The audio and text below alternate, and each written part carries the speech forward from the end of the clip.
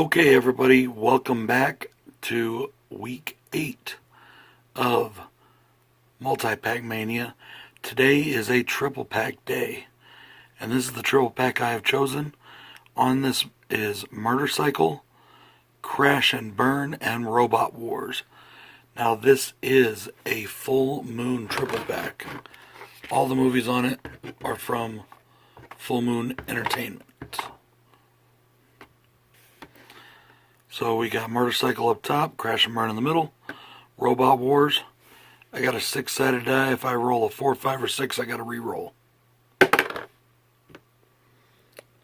1. So it is MURDERCYCLE time.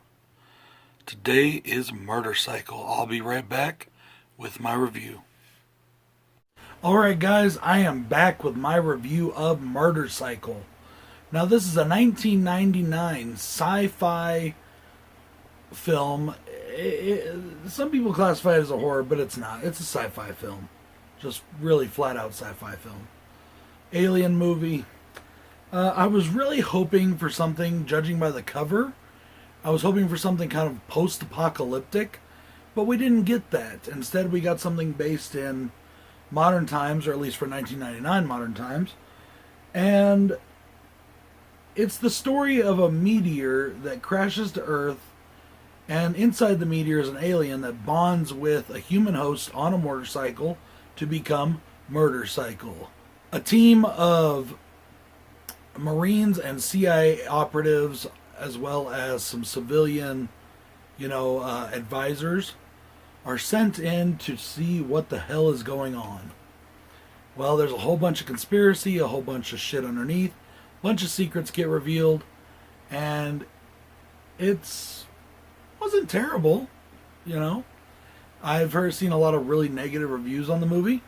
Now, this film was stuck in developmental hell since the 80s, back when Charles Band had his Empire Films company in Italy, and it was in concept way back then, and it never got off the ground. In fact, one of the people involved in RoboCop was going to be involved in this film, and that never happened. All of the characters in the movie are named after comic book creators, which was really cool. We got Ditko and Kirby and Lee and, just a whole bunch of different names that you would recognize if you are a comic book person. Now, this was directed by Tom Calloway, and it stars Charles Wesley as Kirby, or Sergeant Kirby. He's our main protagonist. And it stars Cassandra Ellis as Dr. Lee. Now, the acting, a lot of people talk about the acting being bad in this film from the reviews I read. The acting wasn't great, but it wasn't the worst I've ever seen. It was on the low end of Full Moon spectrum, in my opinion. Now, while this movie wasn't the greatest thing ever, it wasn't terrible, and I did have some enjoyment with it. There were a few things I did not like. The dialogue in it was pretty atrocious. There was a lot of messed up lines, and there was also a lot of technical quotes, I want to say, or, they were talking techese, if you want to call it that. Techese is the language of tech, or, they were trying to talk all technical, and it came out just not sounding right, because you could tell it wasn't real, and it just sounded wrong. There's this one part where the guy's like, "You got a problem?" He's like, "Yeah, it's 3 words. CIA." I'm sitting there like, dude, that's 3 letters, not 3 words. Now, I know it means 3 words, but come on, you should have said letters. It would have sounded better. The really big con for this is they go through all of this trouble in this movie about this top secret military installation that's the basis of this whole cover-up. And there's this elaborate system to get into it, but yet there's a fucking open back door that you can just walk right out of, that looks like it's disguised as like an old mine shaft. And I'm like, really? It's just like there? That's it? There was no lock on it, nothing. They just walk right out, and then other people walk right in. I was like, man, all that, and then there's just this stupid back door. That made lots of sense. Yeah, that really made lots of sense. I really did like the music, starting with the opening credits. It's got that very much kind of Terminator vibe to it that 80s sci-fi, you know, action kind of vibe to the music. Really dig it. Really, really dug it. I think the look of the motorcycle is really cool. I know it's just black plastic and some tubing and things like that on some flaring on a motorcycle and a suit that's been spray painted, but it looked pretty dope. I thought it was cool looking. I really enjoyed it. I thought it was very cool the way they shot it. I thought that they did really good work with the camera angles, and the guy riding, the stunt rider, was really good. I thought that was kind of cool, and I liked how it would disappear. It would be after you, and then it would just kind of disappear. Like, I don't know if it was actually cloaking or if it was teleporting, and I did enjoy that. I thought that was kind of cool. The last thing that I have that's a pro is Dr. Badass. Now, here's a spoiler, okay? So, spoiler warning. There's two doctors. One is Cassandra Ellis character, Dr. Lee. She's a psychic, okay? She's a hottie, too, but it's a PG-13 movie, so, you know, didn't get to see a bunch of that. But her character is right up there helping out. She's always there. The other character is supposed to be a forensic scientist. Well, yet this forensic scientist seems to be really grossed out by anything gory, which they don't ever actually show the gore too much. Anyways, there's a little bit, but not much. And so they're kind of having suspicions, like, why is this guy all grossed out and stuff? Well, it turns out he's also a CIA agent undercover to replace the other CIA agent and basically betray everybody and make sure they all get killed. That's his job.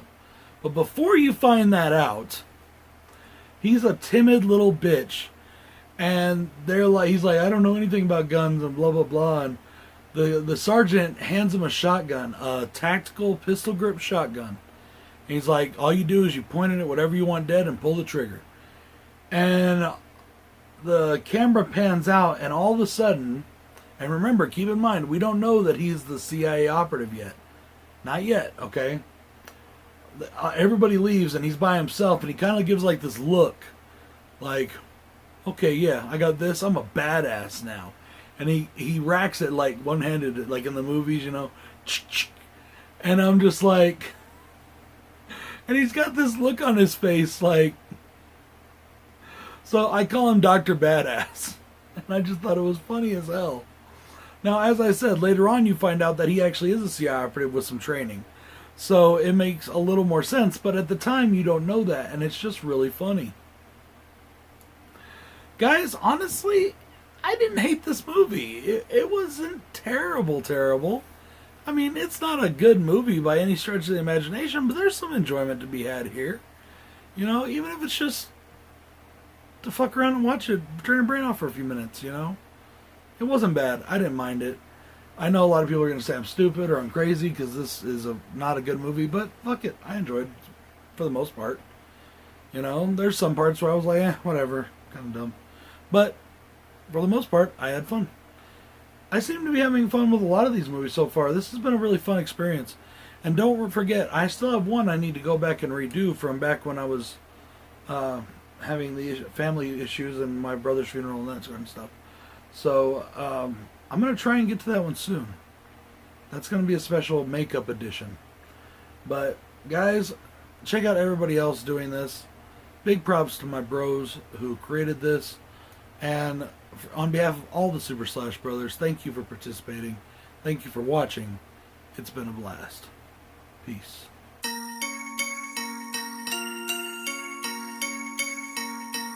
Talking about mob shit.